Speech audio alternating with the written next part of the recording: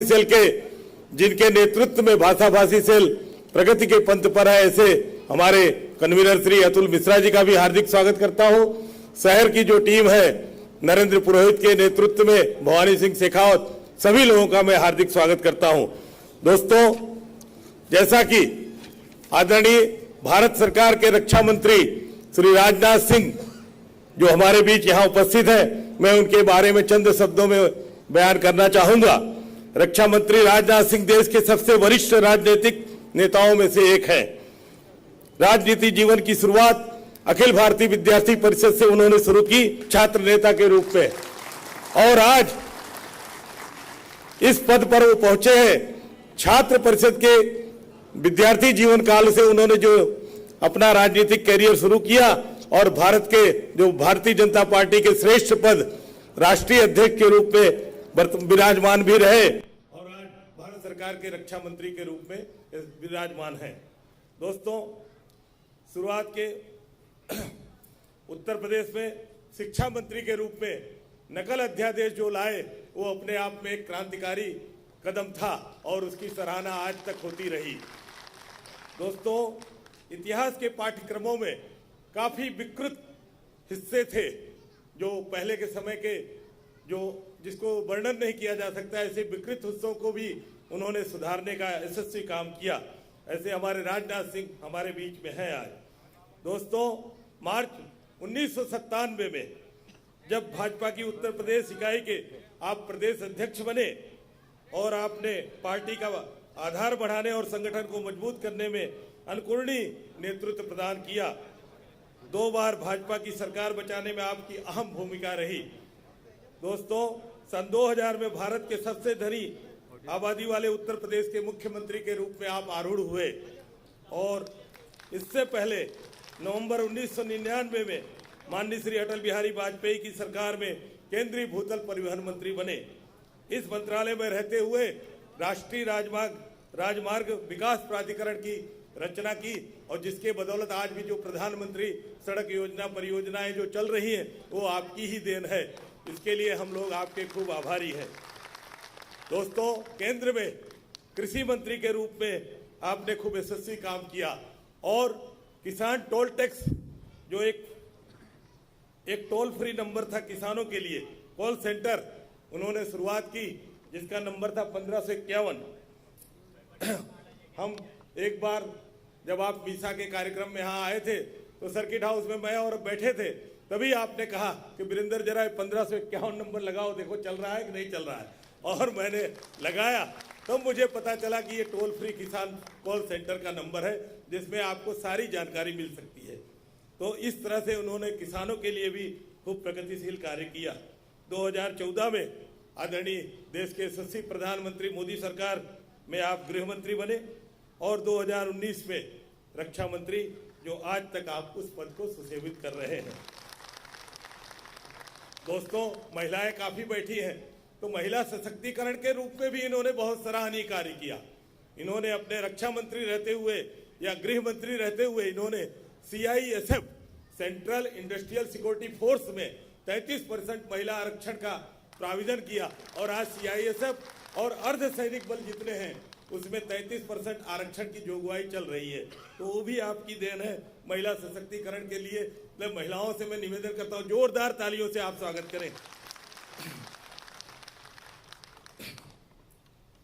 दोस्तों, 2007 में और इसी तरह से उसी भूमिका में आगे बढ़ते हुए 2007 में पार्टी के अध्यक्ष के रूप में उन्होंने पार्टी में भी महिलाओं के लिए 33% आरक्षण का प्रस्ताव किया और वो प्रस्ताव पारित हुआ है और धीरे धीरे महिलाएं राजनीति के क्षेत्र में भी 33% में आगे बढ़ रही हैं।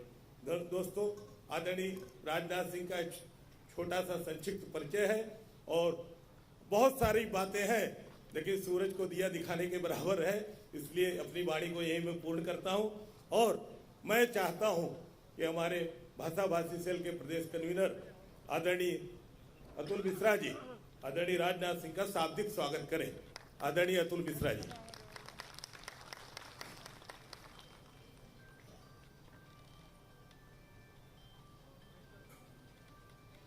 आज की इस सभा के मुख्य वक्ता और अतिथि देश के रक्षा मंत्री श्री राजनाथ सिंह जी, शहर के अध्यक्ष श्री अमित शाह जी, हमारे सबकी शान और यहाँ के एकमात्र हिंदी भाषी विधायक श्री दिनेश कुशवाहा जी, शहर के महामंत्री परेश लाखानी जी और उपस्थित सभी नैलेश भाई शाह जी, दिनेश शर्मा जी, उपस्थित सभी अन्य समाज के अतिथि मुख्य लोग जो यहाँ पर उपस्थित है, सभी का मैं तहे दिल से स्वागत करता हूँ। और एक बात कहकर के मेरी वाणी को विराम देता हूँ कि इतिहास जो लिखा जाएगा भारत का 2014 और उसके बाद का, उसकी जो नींव रखने का काम आदरणीय राजनाथ सिंह जी के माध्यम से हुआ था। गोवा अधिवेशन में साहब ने जो मोदी साहब का नाम प्रधानमंत्री के रूप में जब रखा था और उनकी जो दूरंदेशिता थी, उसी के माध्यम से आज जो हम विकास देख रहे हैं और सुरक्षा देख रहे हैं और मोदी जी जो वैश्विक नेतृत्व दिख रहा है, तो वो उन्हीं की देन थी। मैं आभार मानते हुए सभी का स्वागत करते हुए, ऐसी धूप के समय में भी इतनी बड़ी संख्या में आप लोग यहाँ उपस्थित रहे, आप सभी लोगों का स्वागत, सभी मेहमानों का स्वागत, धन्यवाद। धन्यवाद अतुल मिश्रा जी। अब जैसा कि भारतीय सनातन परंपरा के मुताबिक दीप प्रागट्य का कार्यक्रम होने जा रहा है, मैं आदरणीय राजनाथ सिंह एवं उपस्थित मंच पर सभी अतिथियों से विनती करूंगा कि दीप प्रागट्य करके कार्यक्रम को शुरुआत शोभा बढ़ाएं।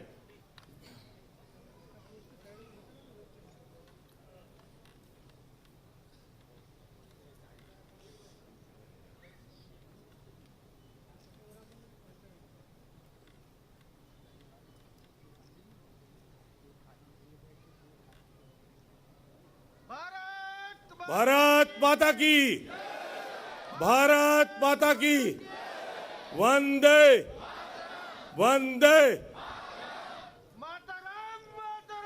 वंदे मातरम, वंदे मातरम। धन्यवाद।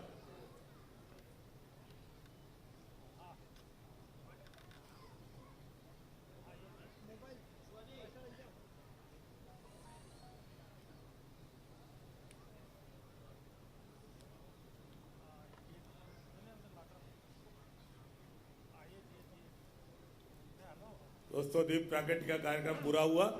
अब मैं चाहता हूं कि हमारे आदरणीय राजनाथ सिंह जी का स्वागत विविध समाज और हमारे भाषा भाषी प्रकोष्ठ की तरफ से किया जाए। मैं सबसे पहले आह्वान करूंगा आदरणीय अतुल मिश्रा जी, प्रदेश भाजपा भाषा भाषी सेल की समस्त टीम, और उसके बाद तैयार रहिएगा शहर भाषा भाषी टेल बाद में। पहले अतुल मिश्रा जी, रामधार यादव जी और परमजीत कौर छाबड़ा जी, जो कि हमारी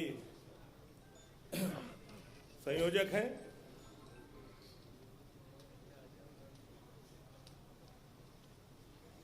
सभी मिलकर आदरणीय राजनाथ सिंह का पुष्प गुच्छ से स्वागत करेंगे।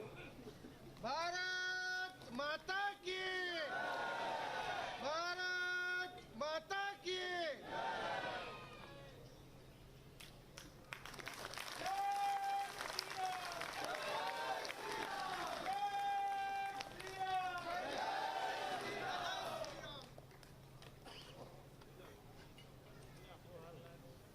जब राजनाथ सिंह जी का स्वागत हो रहा तो खूब जोरदार तालियों के साथ बोले जय जय श्री राम, जय जय श्री राम, भारत माता की, वंदे। अगला स्वागत कार्यक्रम शहर की टीम से हो गया। शहर का बाकी नरेंद्र सिंह पुरोहित और भवानी सिंह शेखावत और सभी शहर के कार्यकर्ता मित्र।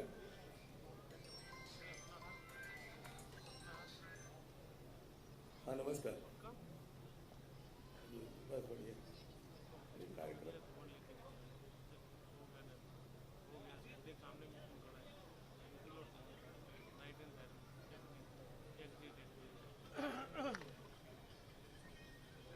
जो है आदरणीय राजनाथ सिंह का स्वागत कर रही है श्री नरेंद्र पुरोहित और श्री भवानी सिंह शेखावत, और आगे हमारे चुने हुए प्रतिनिधियों के माध्यम से श्री सुशील राजपूत के नेतृत्व में सभी चुने हुए काउंसिलर आदरणीय राजनाथ सिंह जी का स्वागत करेंगे। मीरा राजपूत जी, सारे काउंसिलर जितने भी हमारे काउंसिलर यहाँ उपस्थित हैं, सभी काउंसिलर, परेश भाई, सभी लोग मिलकर आदरणीय राजनाथ सिंह जी का स्वागत करेंगे, हमारे चुने हुए पार्षद। इसके बाद तैयार रहिए उत्तर भारतीय विकास परिषद, उत्तर भारतीय विकास परिषद के महेश सिंह कुशवाहा और विनय मिश्रा, महेश यादव, मनोज तिवारी, ये 4 जन मिलकर आदरणीय राजनाथ सिंह का स्वागत करेंगे। कोई बात नहीं, आप आ जाइए ना, नहीं कोई चिंता नहीं, आप आ जाओ। विनय मिश्रा, महेश यादव, मनोज तिवारी और कोई आ जाइए। उसके बाद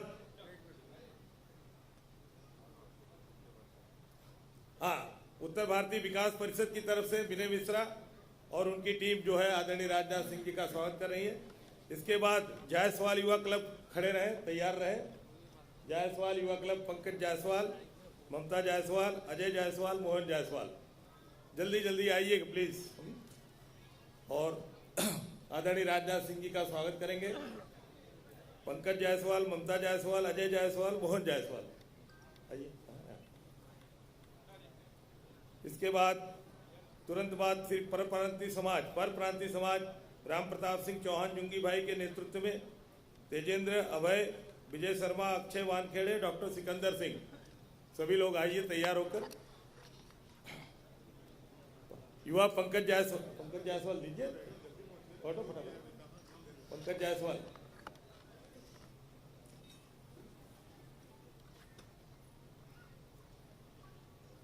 परप्रांतीय समाज तैयार रहे, परप्रांतीय समाज तैयार रहिए। श्री राम प्रताप सिंह चौहान जी, तेजेंद्र सिंह, अभय राजपूत, विजय शर्मा, अक्षय वानखेड़े, डॉक्टर सिकंदर सिंह। जायसवाल युवा क्लब स्वागत कर रहा है आदरणीय राजनाथ सिंह जी का।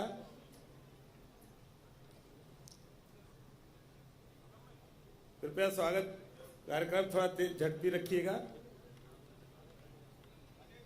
चलिए, परप्रांतीय समाज आदरणीय राम प्रताप सिंह चौहान, तेजेंद्र सिंह, अभय राजपूत, विजय शर्मा, अक्षय वानखेड़े, डॉक्टर सिकंदर सिंह, आइए। जय जय श्री राम। फिर आइए youth of universe, Shivam Singh Chauhan, Mukesh Rajput, doctor Jaikishan Bhadauria, Mitesh Yadav.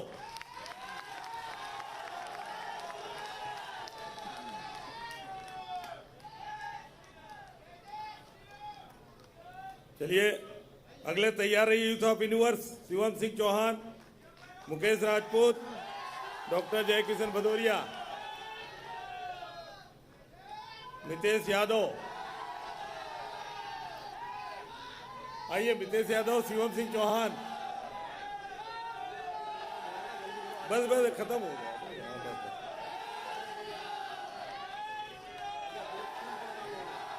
हाँ बिल्कुल खत्म ही।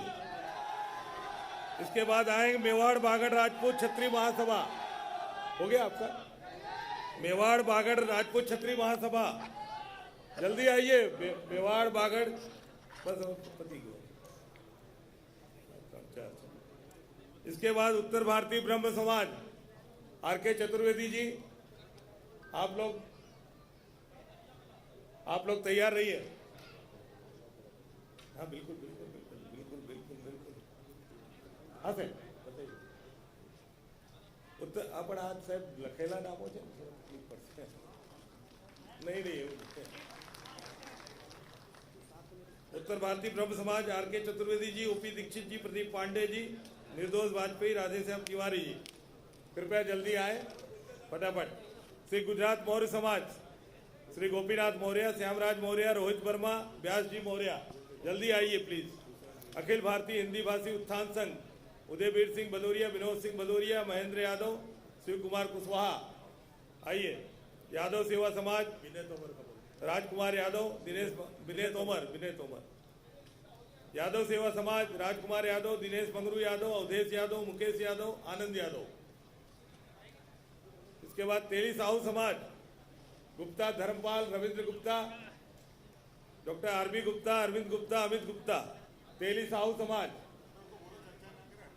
भाई जरा जल्दी करिएगा। हिंदी समाज गुजरात, गुड्डू सिंह उर्सी बहादुर सिंह, संतोष सिंह राजपूत, जितेंद्र सिंह चौहान, धवल पंडित। आए, कृपया जल्दी आ जाए और दूसरी बातें ना करिए प्लीज।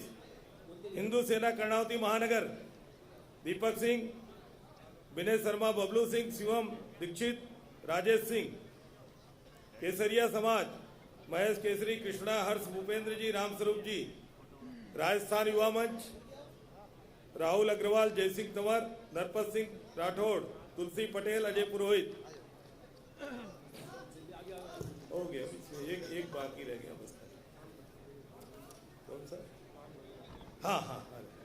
बाल बघेल समाज, लखपत सिंह बघेल, मोहर सिंह बघेल। इसके बाद उत्तर भारतीय विकास मंच की टीम आ जाए सभी लोग। हाँ, बस हो गया, खत्म हो गया।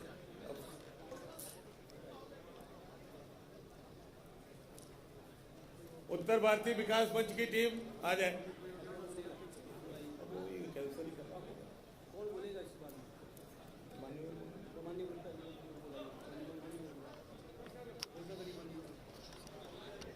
इसके बाद अब कार्यक्रम, स्वागत कार्यक्रम खत्म हो रहा है। स्वागत कार्यक्रम खत्म हो गया है। अब नहीं हो पाएगा। अब मान्यवर जी का उद्बोधन रहेगा। कार्यक्रम है?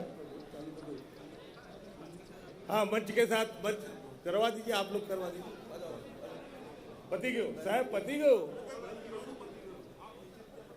ना रे, तो कोई आह्वान नहीं है। बस है बाबा, उद्बोधन आप बोल सकते।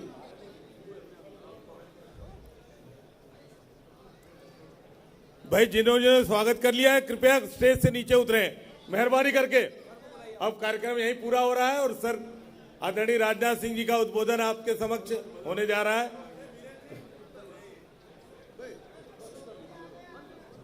क्या हुआ? बंद हो गया, बंद हो गया है।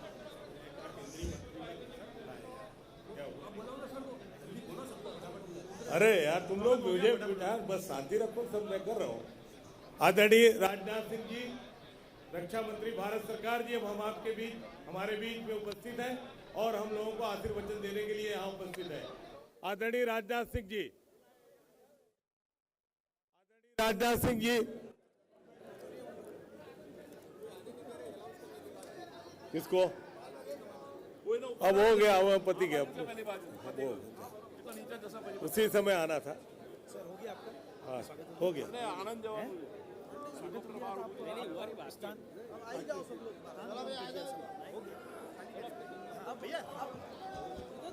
हमारे बीच में हमारी महापौर श्रीमती प्रतिभाबेन जैन भी यहाँ उपस्थित है। खूब जोरदार तालियों के साथ बहन का स्वागत है। अब मंच पर जो लोग आगे राजनाथ सिंह जी के सामने खड़े हैं, कृपया सभी लोगों से महानुभाव से विनती है कि सामने अपना स्थान ग्रहण करें। हमको राजनाथ सिंह जी को सुनना है और आगे उनको दूसरे कार्यक्रमों में जाना है। कृपया मंच पर जो भी लोग हैं, स्वागत की प्रक्रिया यहाँ पूर्ण हो रही है। आप सभी लोगों से विनती है कि कृपया मंच से नीचे आ जाएं। सभी एक बार हार्दिक तालियों के साथ राजनाथ सिंह जी का स्वागत करेंगे। खूब जोरदार तालियों के साथ स्वागत करते हैं। बोलिए जय जय श्री राम।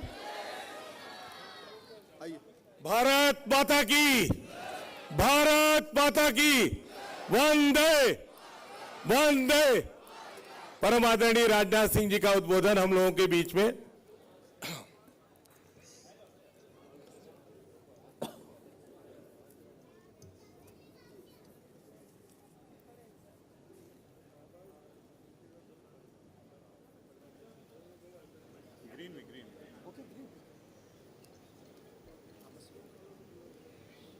शहर अध्यक्ष कर्णावती भाजपा श्री अमित शाह, विधायक बापूनगर विधानसभा श्री दिनेश कुशवाहा, परेश लखानी महामंत्री, श्री नैलेश शाह, लोकसभा प्रभारी श्रीमती प्रतिभा जैन, मेयर श्री अतुल मिश्रा जी, श्री रोहित शर्मा जी, श्री नरेंद्र सिंह जी, श्री भवानी सिंह जी, श्री परमजीत कौर छावड़ा, श्री दिनेश शर्मा, श्री विनय सिंह जी तोमर, श्री श्रद्धाबेन, अजय सिंह भदौरिया, अंदुल सिंह झाला, राम भाई यादव जी और विविध समाज के सभी सम्मानित आगंतुक यस के मिश्रा जी प्रेसिडेंट, और कौन है सुशीला शाश्वत निखिला जी, और बीरेंद्र सिंह का नाम छूट ही गया।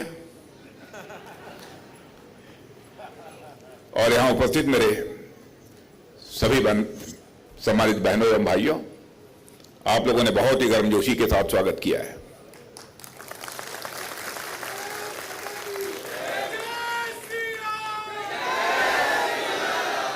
और मैं जानता हूं कि हर व्यक्ति मिलना चाहता था, लेकिन समय की सीमा है, क्योंकि आगे भी हमारे 2 कार्यक्रम अभी आनंद में और भावनगर की सार्वजनिक सभाओं को मुझे संबोधित करना है। आज यहां पर प्रेस कॉन्फ्रेंस थी, तो लोगों की इच्छा थी जब आए हैं तो उत्तर भारत के लोगों से एक बार भेंट हो जाए तो ज्यादा अच्छा होगा। और हमारे लिए भी आप सबसे मिलना एक सुखद स्थिति थी, और आप लोगों ने जिस गर्मजोशी के साथ स्वागत किया है, मैं भी अपनी तरफ से आप सभी बहनों भाइयों का हार्दिक अभिनंदन करता हूं। आप सभी का मैं स्वागत करता हूं, क्योंकि स्वागत, अभिनंदन और सलाम दुआ कभी एक तरफा नहीं होना चाहिए। इसीलिए मैंने अपनी तरफ से ही आप सबका स्वागत किया है। जहां तक चुनाव का प्रश्न है, जितने भी आप सब मौजूद हैं यहां पर लोग राजनीतिक दृष्टि से काफी जागरूक हैं। बहुत ज्यादा मुझे कहने की कोई आवश्यकता नहीं है। जब केसरिया पहन लिया आपने, तब उसके बाद मुझे कहने की जरूरत क्या है। और गुजरात का जहां तक प्रश्न है, गुजरात तो पिछले 2 लोकसभा चुनाव में 25 की 25 सीटों पर गुजरात भारतीय जनता 26 की 26 सीटों पर गुजरात भारतीय जनता पार्टी ने विजय प्राप्त की। और इस बात भी यह पक्का है कि 26 के 26 सीटों पर ही भारतीय जनता पार्टी विजय प्राप्त करेगी। गुजरात राज्य का जहां तक प्रश्न है, गुजरात हमारे इस देश का एक विकसित राज्य माना जाता है, और गुजरात की धरती ने एक से एक सपूतों को जन्म दिया है, जिन्होंने कि भारत के साथ साथ विभिन्न आंदोलनों का भी नेतृत्व किया है। बहुत विस्तार में जाकर उसकी चर्चा करने का कोई औचित्य नहीं है। आज की राजनीतिक स्थिति पर यदि मैं आपके सामने चर्चा करूं, तो मैं यह कहना चाहूंगा कि 2014 में जब हमारी स्पष्ट बहुमत के साथ सरकार बनी और मोदी जी भारत के प्रधानमंत्री बने, तब से हर व्यक्ति, चाहे भारत का रहने वाला हो अथवा दुनिया के किसी देश का रहने वाला हो, सभी महसूस करते हैं कि भारत का कद अंतर्राष्ट्रीय जगत में बढ़ा है। पहले इंटरनेशनल फोरम पर, अंतर्राष्ट्रीय मंचों पर भारत कुछ बोलता था तो भारत की बातों को जितनी गंभीरता पूर्वक लिया जाना चाहिए, लोग नहीं लेते थे। दुनिया वालों का मानना था कि भारत तो कमजोर देश है, भारत गरीबों का देश है, सुने या न सुने क्या फर्क पड़ता है। लेकिन बहनों भाइयों, आपको गौरव की अनुभूति होगी, आज यदि भारत अंतर्राष्ट्रीय मंचों पर कुछ बोलता है, सारी दुनिया कान खोलकर सुनती है भारत बोल क्या रहा है। यह भारत की हैसियत है। आर्थिक दृष्टि से भी भारत बहुत ही कमजोर भारत माना जाता था। दुनिया के गरीब देशों में भारत की गणना होती थी। लंबे समय तक अस्थायी सरकार आजाद भारत में किसी की रही है तो कांग्रेस की रही है। 50 वर्ष तक अस्थायी सरकार होने के बावजूद भारत की गरीबी नहीं दूर हुई। भारत की अन्य जो सारी चुनौतियां थी, बेरोजगारी का संकट था, वह दूर नहीं हुआ। आर्थिक समस्याएं थी, आर्थिक समस्याएं भी नहीं सुलझी। लेकिन मैं कह सकता हूं 10 वर्षों के अंदर जो करिश्मा किया है हमारे प्रधानमंत्री मोदी जी ने, उसकी जितने भी तारीफ की जाए वह कम है।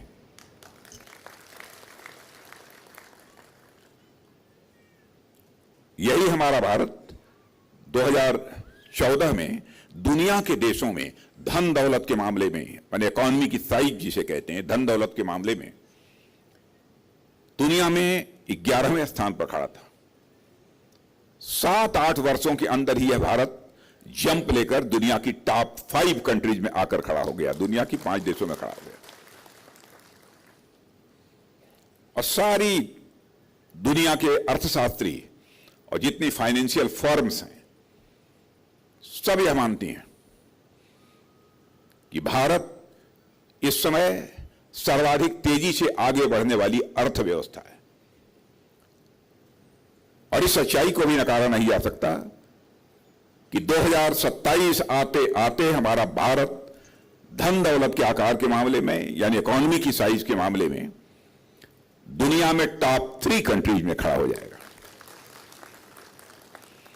माने एक अमेरिका होगा, चीन होगा और भारत होगा। यह हम लोगों के लिए कोई सामान्य उपलब्धि नहीं है, बहुत बड़ी उपलब्धि है। आप लोगों ने यह भी देखा होगा कि जब भी कांग्रेस के नेता भाषण करने के लिए आते थे, कहते थे इस बार हमारी सरकार बना दीजिए और हम गरीबी को दूर कर देंगे।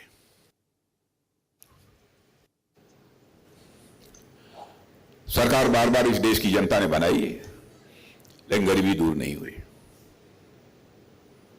भारत दुनिया के गरीब देशों की कतार में खड़ा था, लेकिन 8 वर्षों के अंदर, मैं नहीं केवल कह रहा हूं, 8 वर्षों के अंदर ही करिश्मा हो गया था। दुनिया के अर्थशास्त्री यह कहने लगे, नीति आयोग ने कहना शुरू किया, बहुत सारी वित्तीय संस्थाएं बोलने लगी कि भारत में गरीबी दूर करने के मामले में एक करिश्मेटिक चेंज हुआ है, करिश्माई परिवर्तन हुआ है। माने इतने वर्षों के अंदर ही हम लोगों ने 25 करोड़ लोगों को गरीबी रेखा के बाहर करने में कामयाबी हासिल की। एक से एक चुनौतियां आई। कोरोना का संकट था। कोरोना का संकट कोई छोटा संकट नहीं था। मैं समझता हूं आप भी जितने बैठे हैं इसमें अधिकांश लोग कोरोना से प्रभावित हुए होंगे। और कोरोना का जब दौर चला था तो यहां पर भी बहुत सारे काम करने वाले लोग, जब फैक्ट्रियां बंद हो गई होंगी, सारे उद्योग काम करना बंद हो गए, कर दिए होंगे, तो उस समय यहां से छोड़ के उनको अपने घरों को जाना पड़ा होगा। यहां जो बैठे हैं इसमें से भी कुछ लोग होंगे। कैसी भयावह स्थिति उस समय पैदा हो गई थी, और उस चुनौती को हैंडल करना, टैकल करना कितना बड़ा काम था। लेकिन उसको भी जिस खूबसूरती के साथ और जिस मजबूत कलेजे के साथ प्रधानमंत्री जी ने, मोदी जी ने उसको हैंडल किया है, टैकल किया है, बहनों भाइयों, आपको शायद जानकारी है या नहीं है, उसकी भी सारी दुनिया में सराहना हुई है। कोरोना की जो वैक्सीन होती है, इसे टीका बोलते हैं बोलचाल की भाषा में, भारत में नहीं बनती थी। हमारे प्रधानमंत्री जाकर वैज्ञानिकों से सीधे उन्होंने संवाद स्थापित किया कि सरकार के द्वारा जो भी आपको मदद चाहिए पूरी मदद करने को हम तैयार हैं, लेकिन जल्द से जल्द कोरोना का वैक्सीन, यानी इसे टीका बोलचाल की भाषा में बोलते हैं, वह तैयार होना चाहिए। हमारे देश के प्रतिभा संपन्न वैज्ञानिकों ने करिश्मा किया और उन्होंने कोरोना की वैक्सीन तैयार कर दी। और आपको जानकर आश्चर्य होगा कि कोरोना की जो वैक्सीन तैयार हुई वह केवल भारत के लोगों को ही नहीं लगी, दुनिया के 100 देशों को भी हम लोगों ने कोरोना की वैक्सीन मुहैया कराने का काम किया। यह है भारत की ताकत, यह है भारत की क्षमता। पता नहीं आप लोगों को जानकारी है या नहीं है, मैं नहीं कह सकता हूं। दुनिया की जो डेवलप्ड कंट्री यानी विकसित देश जो माने जाते हैं, वहां भी सबको, सभी लोगों को 2 और 3 वैक्सीन की डोज लगी हो, ऐसा नहीं है।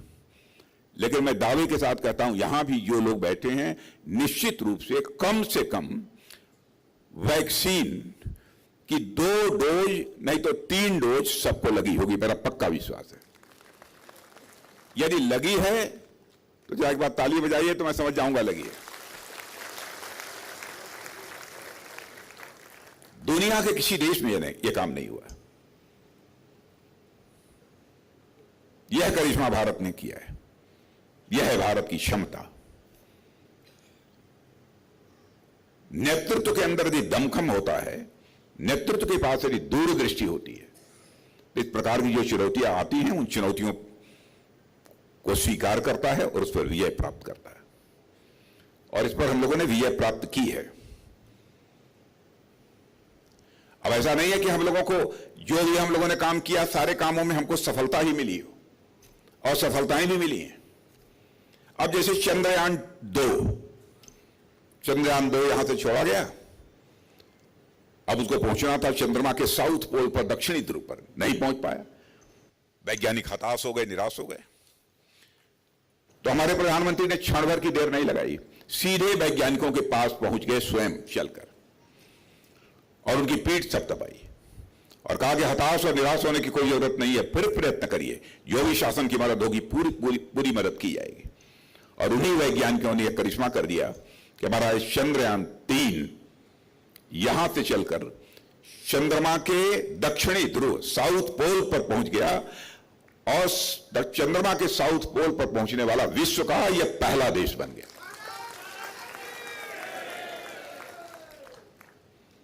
यह है हमारा भारत।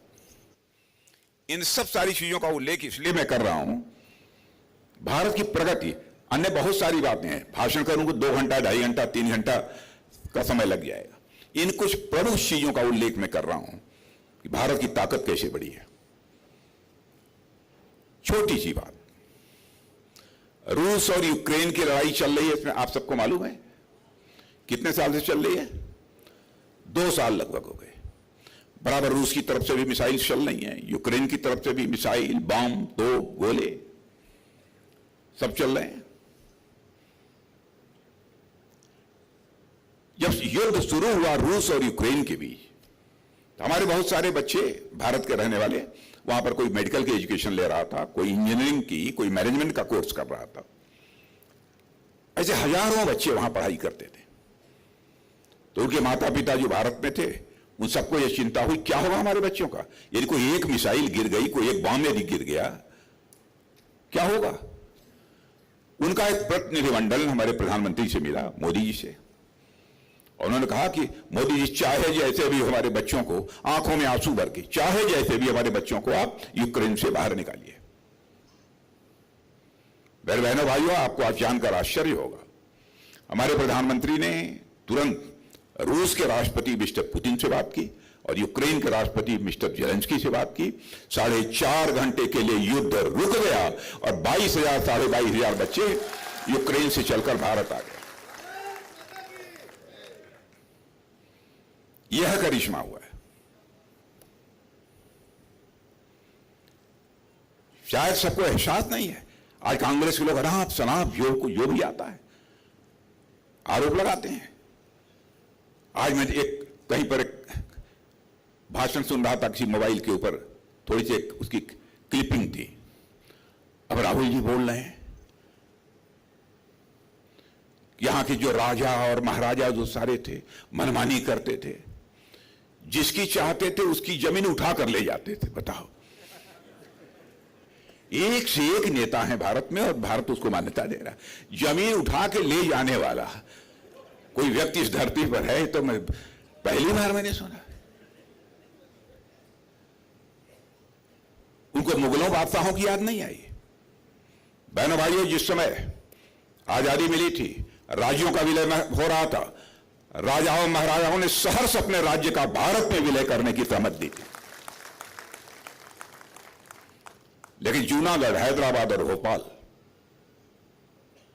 3 ये थे जिन्होंने बाद में जाकर दबाव पड़ने पर, सरदार वल्लभ भाई पटेल का दबाव पड़ने पर, तब उन्होंने अपने को भारत में विलय किया था। अब इनको इतिहास की जानकारी है ही नहीं, जो मन आता है सो बोल लेते हैं। अब ऐसे लोग भी नेता बने हुए हैं।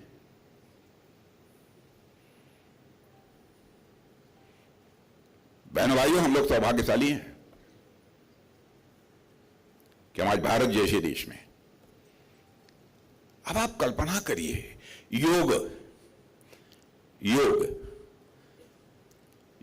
जिसको आजकल अंग्रेजी में योगा लोग बोलते हैं। हमारे प्रधानमंत्री ने प्रधानमंत्री बनने के बाद जो संयुक्त राष्ट्र संघ, जो सारे विश्व की जो पंचायत होती है, उसमें जाकर खड़े होकर एक प्रस्ताव पेश किया कि हमारे यहां का योगा, क्योंकि वो बराबर योग करते ही हैं, तो उन्होंने कहा इसको जो है अंतर्राष्ट्रीय मान्यता मिलनी चाहिए। दुनिया के सभी लोग यदि इस काम को करेंगे, योगा करेंगे, तो उससे उनका स्वास्थ्य ठीक होगा, ठीक रहेगा, लॉन्गिविटी ऑफ लाइफ, आयु भी बढ़ेगी। अब कोई कल्पना नहीं करता था कि संयुक्त राष्ट्र संघ में भारत का कोई प्रधानमंत्री यह प्रस्ताव पेश करेगा और वह पास हो जाएगा। आपको जानकर आश्चर्य होगा कि यह प्रस्ताव हमारे प्रधानमंत्री ने जब पेश किया था संयुक्त राष्ट्र संघ में, तो दुनिया के 172 देशों ने उसका समर्थन किया था। दुनिया के 172 देश। और 21 जून अंतर्राष्ट्रीय योग दिवस के रूप में सारे विश्व में मनाया जाता है। यह है भारत की ताकत। अब मैं रक्षा मंत्री हूं, शायद आप लोगों को मालूम है, नहीं मालूम है, नहीं जानता हूं। मेरे बहनों भाइयों, आश्वस्त रहना, भारत अब कमजोर भारत नहीं रहा है।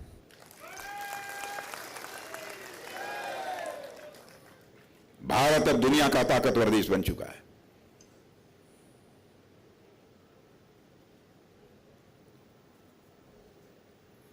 और भारत किसी को आंख भी नहीं दिखाता है, लेकिन कभी आंख दिखाएगा तो हम उसका जवाब भी देना जानते हैं।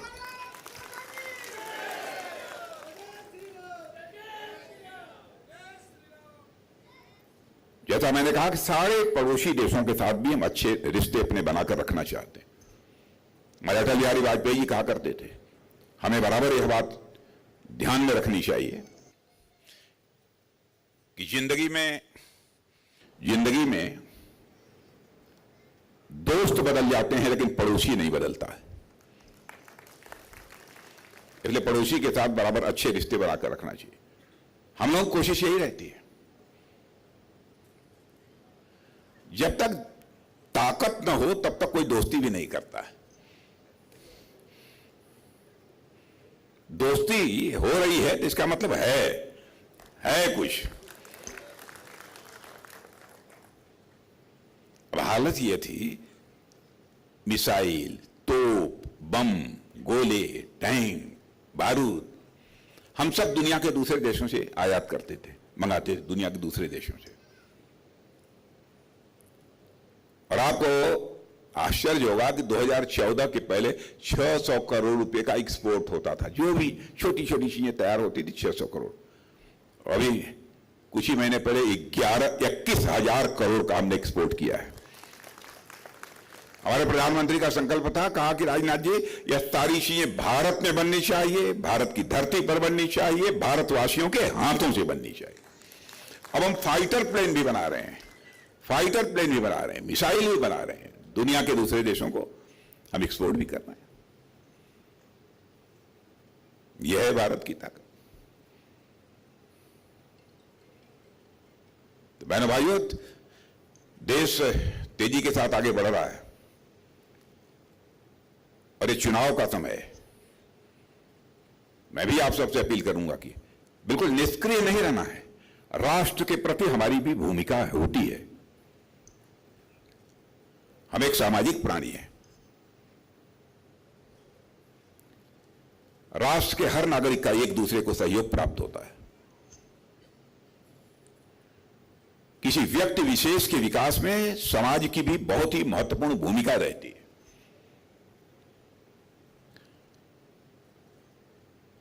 और देश आगे बढ़ेगा तो सब सारे लोग आगे बढ़ेंगे। इसलिए मैं आप लोगों से भी कहूंगा कि पूरी ताकत लगाकर भारतीय जनता पार्टी की सभी सीटों पर, जहां भी आपके परिचित हों, रिश्ते हों, नाते हों, सबको कहिए कि भारतीय जनता पार्टी के पक्ष में मतदान करें और भारतीय जनता पार्टी का जो भी प्रत्याशी चुनाव के मैदान में है, उससे हमारे कोई डिफरेंसेस हो सकते हैं, मतभेद हो सकते हैं, उसकी चिंता नहीं है। क्योंकि हम राजनीति केवल सरकार बनाने के लिए नहीं करते हैं, हम राजनीति करते हैं तो देश बनाने के लिए राजनीति करते हैं। इसलिए मतभेदों के बावजूद मतभेदों के बावजूद और जहां करना है हम उसी राजनीतिक पार्टी को करेंगे जो देश बनाने का काम करती है। और समाज को कुछ लोग बराबर बांटने की कोशिश करते हैं केवल वोट हासिल करने के लिए। भारतीय जनता पार्टी ने कभी नहीं किया। और मैं यह भी कहना चाहता हूं कि हम कभी हिंदू मुस्लिम ईसाई इस आधार पर देश को बांटना भी नहीं चाहते। हमारी कभी मंशा नहीं, सबको हम साथ लेकर चलना चाहते हैं। न्याय सभी को, लेकिन तुष्टीकरण किसी का नहीं होना चाहिए।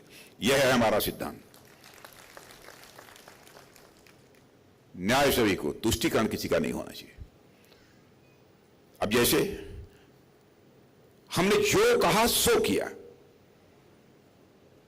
हम लोगों ने कहा था हमारी सरकार बनेगी, धारा 370 जिसके तहत जम्मू कश्मीर को विशेष राज्य का दर्जा प्राप्त है, हम चुटकी बजाकर समाप्त करेंगे। आपने देखा, कर दिया। हमने कहा था कि हम सरकार बनेगी, अयोध्या की धरती पर भव्य राम का मंदिर बनकर रहेगा, बन गया। जब हम लोग आंदोलन करते थे, जब मंदिर बनाने के हम लोग आंदोलन करते थे, नारे लगाते थे, रामलला हम आएंगे और मंदिर यही बनाएंगे, तो जानते हैं हमारे विरोधी दल के लोग क्या कहते थे?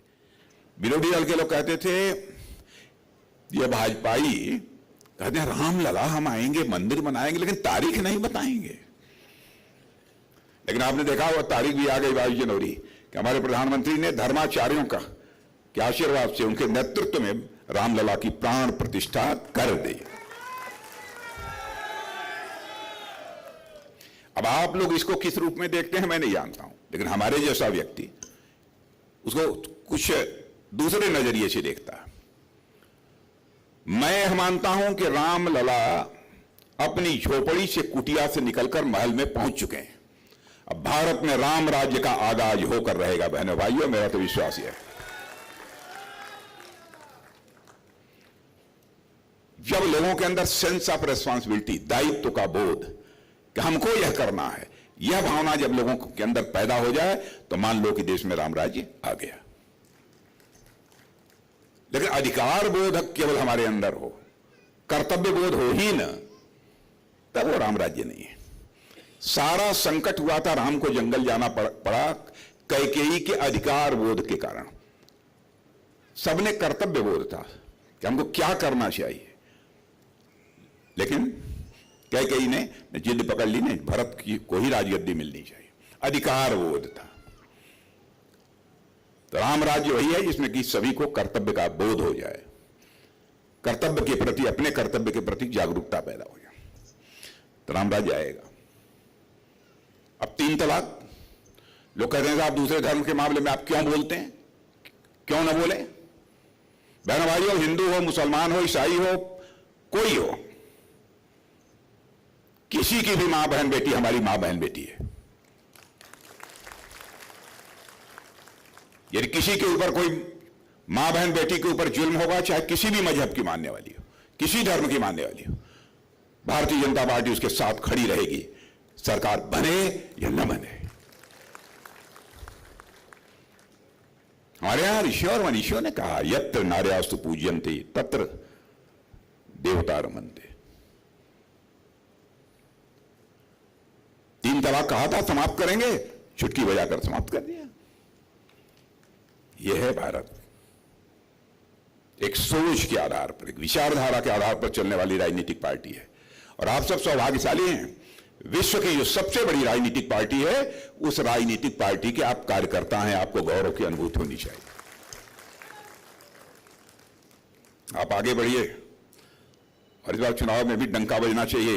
वैसे 2 बार बच चुका है डंका, 25 के 25 सीट गुजरात से मिले, अच्छा सॉरी 26 के 26 सीट मिले हैं।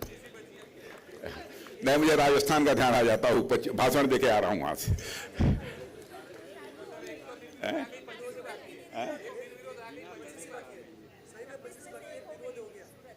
अच्छा हाँ, सूरत तो हो गया,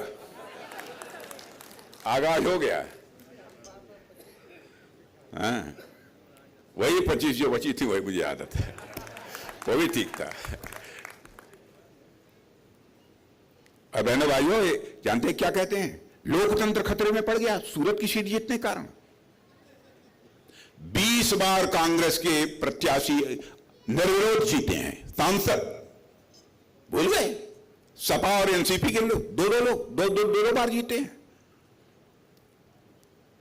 और एक बार यहां भारतीय जनता पार्टी के प्रत्याशी निर्विरोध हो जाता है, उसने कोई प्रयत्न तो किया नहीं, हो गया। आज जिसको कोई आपत्ति है जाए इलेक्शन कमीशन के सामने। अब वो कहते हैं लोकतंत्र के समक्ष बहुत बड़ा खतरा पैदा हो गया। बहनों भाइयों, नेता वही है जो जनता की आंखों में धूल झोंक कर राजनीति न करे, बल्कि जनता की आंखों में आंख डालकर राजनीति करे। नेता वही है। और यह कुवत कांग्रेस के अंदर नहीं है। यह कुवत यदि है तो केवल भारतीय जनता पार्टी के अंदर है। इसलिए आप सब आगे बढ़िए। आगे हमारे बहुत सारे कार्यक्रम लगे हैं, भी जाना है। फिर कभी आपसे मिलेंगे, दिल्ली आइए तो आपसे भेंट होगी। आप सबको बहुत बहुत धन्यवाद। बोलिए भारत माता की।